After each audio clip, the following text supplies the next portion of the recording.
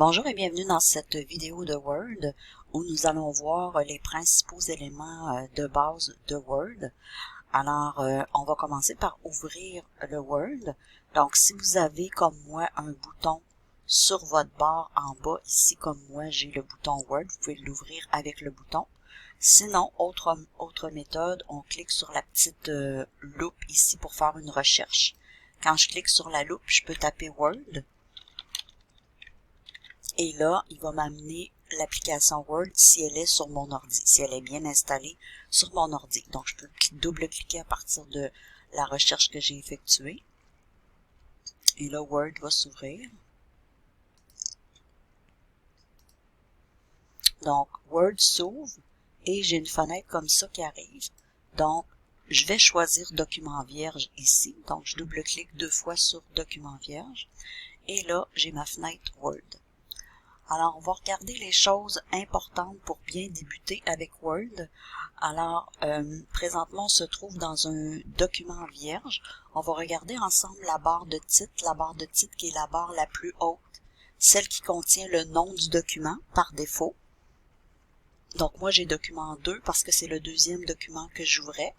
Vous avez probablement document 1 si c'est la première fois que vous ouvrez un document. Donc, c'est le nom par défaut du document que Word lui donne. Donc, document 1, document 2, document 3, etc.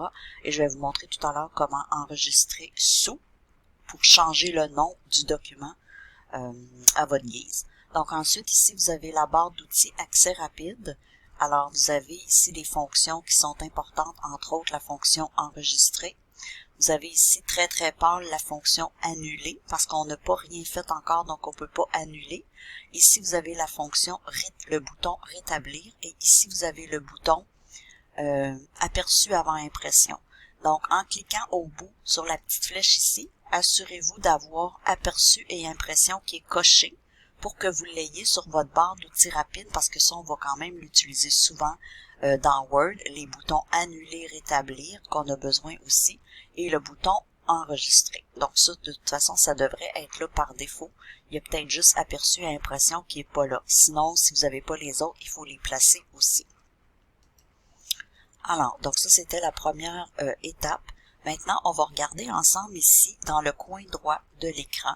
Donc, vous avez le X qui permet de fermer le Word. Vous avez le petit carré ici qui permet de réduire, de diminuer plutôt l'écran d'affichage de votre Word. Ensuite, vous avez ici le moins qui permet de réduire l'application sans toutefois la fermer. Donc, si je clique dessus, ça va se réduire dans ma barre des tâches ici, donc en bas. Donc, ma barre des tâches est ici. Le document va se réduire aussi, mais quand je vais me placer dessus, il va pouvoir le réouvrir. Donc, c'est ce que ça fait quand on clique sur réduire. Maintenant, ici, un autre bouton très important, c'est le bouton ici qui s'appelle les options d'affichage du ruban.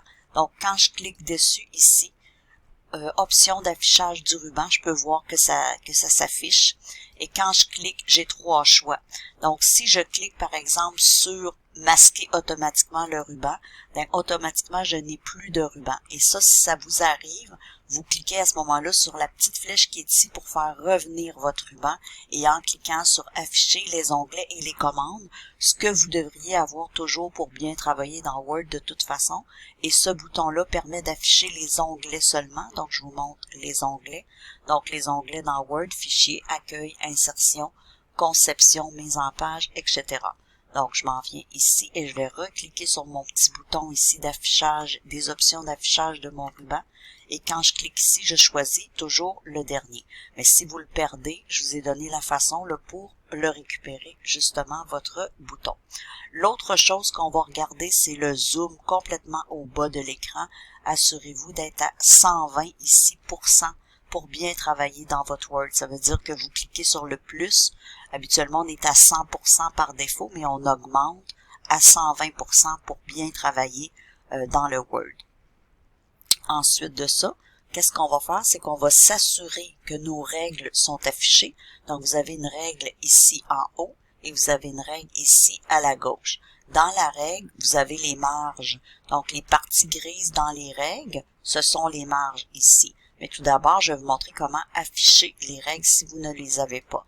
Donc, onglet affichage et assurez-vous que règle est cochée. Donc, règle fait partie du groupe affiché. Ici, donc j'ai justement cliqué sur affichage et j'ai le groupe vue, le groupe immersion, le groupe mouvement de page et le groupe affiché. Je m'assure que règle est bien cochée et ça va me permettre de faire afficher mes règles. Je reviens dans l'onglet accueil. Maintenant, je vous explique les marges des documents. Ça veut dire que marge de gauche est ici, marge de droite est ici. Donc, si vous êtes en train d'écrire ici, vous êtes en train d'écrire dans votre marge. Alors, on ne devrait pas écrire dans les marges. Si vous manquez de place, il faut augmenter les marges gauche et les marges de droite. Ici, à la gauche, vous avez justement la marge du haut. Donc, ça, c'est ma marge du haut. Et je vais vous montrer ensuite de ça, en bas, ma marge du bas. Donc, la zone grise vers le bas. Petit instant, c'est la marge du bas qui est justement ici. Voilà. Donc, je vous ai montré, à partir de la règle, les 4 marges. L'autre chose vraiment importante quand on commence à travailler dans Word, c'est d'afficher le bouton « Afficher tout » pour qu'on voit tous les codes masqués pendant qu'on va travailler dans Word. Donc, je me place justement dans mon document. Ce que je viens de faire, c'est plusieurs retours. Donc, si j'en fais d'autres ici. Donc, étant donné que j'ai enfoncé le bouton ici, je peux voir tous mes marques de paragraphe.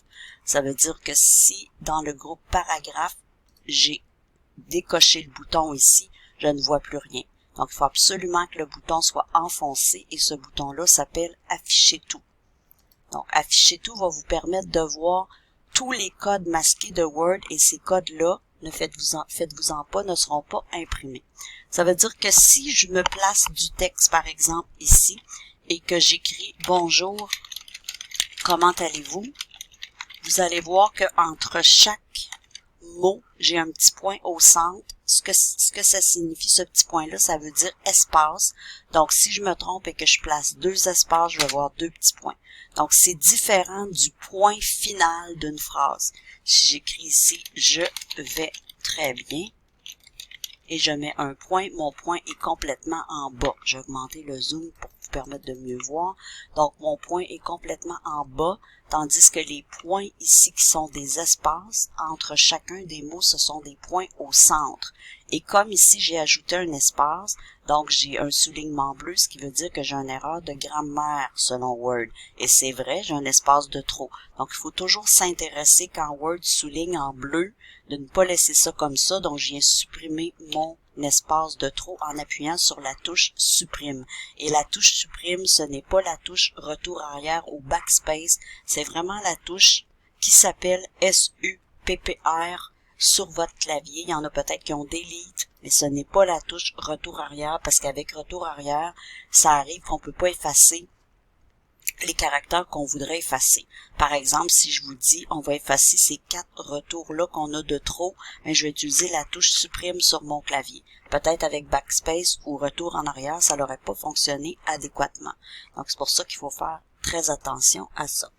Donc, on va regarder tout de suite ici le groupe police. Donc, notre premier groupe ici, le groupe police qui me permet de faire, par exemple, du gras, de l'italique, du souligné sur mon mot.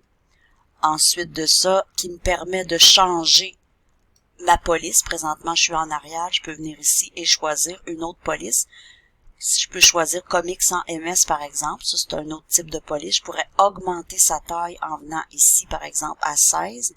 Et si vous souhaitez avoir une taille, par exemple, de 13, vous ne l'avez pas ici dans les choix, vous pouvez taper 13 ici. Donc, quand 13 est demandé, on le tape parce que c'est un nombre impair après 12 et les nombres impairs après 12 ne font pas partie des choix de police. Il faut les taper, des tailles de police plutôt. Alors, si je veux augmenter une taille de police rapidement, je peux venir ici sur le bouton qui s'appelle « Augmenter la taille de police ». Donc, lui augmente comme ça et je peux diminuer ma taille de police après. Je peux changer ensuite pour des lettres majuscules si je le souhaite. Donc, je pourrais placer mon texte tout en majuscule. Et je viens revenir ici et je vais dire première lettre majuscule en début de phrase. Donc, ce que j'avais tout à l'heure. Je pourrais venir ici, justement, et tout enlever les polices que j'ai mis, les mises en forme de texte. Ici, ça s'appelle la mise en forme. Donc ça ici, ça s'appelle effacer toute la mise en forme. Donc si j'efface la mise en forme, je reviens avec un texte ordinaire comme j'avais au début. Donc ça peut être très pratique, ce bouton-là, si on a fait plein de choses sur du texte et qu'on veut l'enlever.